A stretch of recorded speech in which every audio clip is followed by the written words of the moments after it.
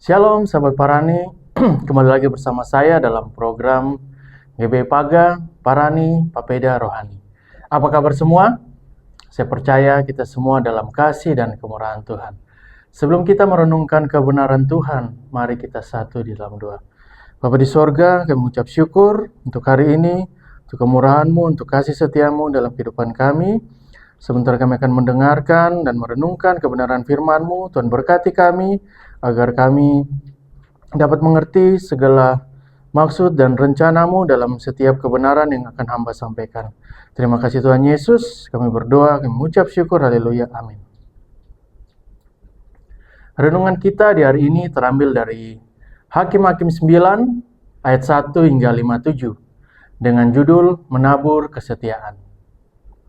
Sahabat Parani yang dikasihi Tuhan, saya telah melihat dan mengetahui bahwa selama bertahun-tahun tentang mereka yang menabur kesetiaan kepada pemimpin mereka akan menuai tingkat kesetiaan yang tinggi ketika mereka sendiri mengemban tugas sebagai pemimpin. Di satu sisi, mereka yang menolak untuk setia di bawah kepemimpinan dan yang membuat masalah menuai sikap ketidaksetiaan yang sama jika mereka mengemban tugas sebagai pemimpin.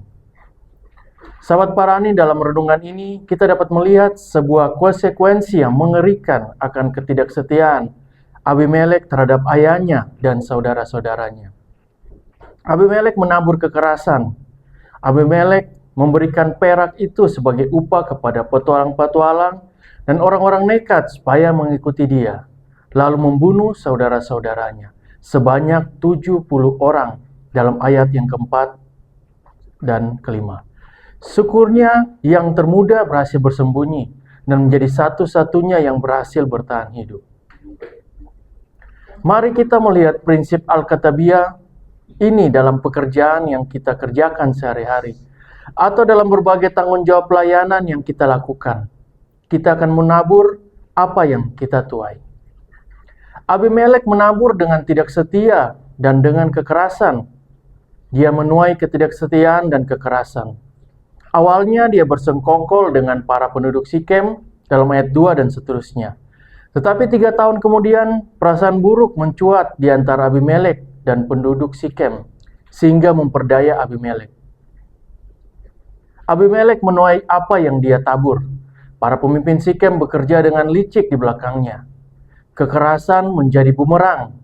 Kekerasan yang membunuh 70 saudaranya, putra-putra Yerubbaal, pecah antara Abimelek dan para pemimpin Sikem yang menjalankan kekerasan itu dalam ayat 23 dan 24. Abimelek tidak menunjukkan kesetiaan kepada orang-orang Sikem.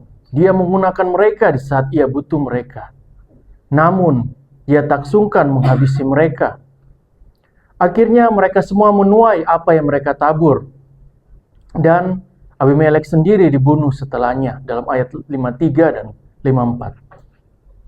Di sini sang penulis menyimpulkan, demikianlah Allah membalaskan kejahatan yang dilakukan oleh Abimelek kepada ayahnya, yaitu pembunuhan atas ke-70 saudaranya.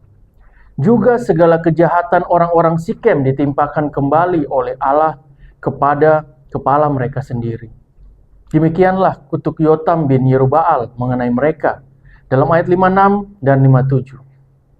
Sahabat Parani yang dikasihi Tuhan, demikian renungan kita di hari ini. Biarlah kita belajar dari Abimelek sehingga kita dapat menjadi orang-orang yang setia. Mari kita satu di dalam doa. Tuhan, bantu kami untuk setia satu sama lain di gereja, di tempat kerja, di keluarga kami dan di dalam pertemanan kami. Bantu kami sebagai masyarakat untuk menabur kebenaran, keadilan, kemurahan hati, dan kesetiaan. Amin. Terima kasih sahabat Parani. Sampai berjumpa lagi di sesi Parani di lain waktu. Tuhan Yesus memberkati dan salam sehati.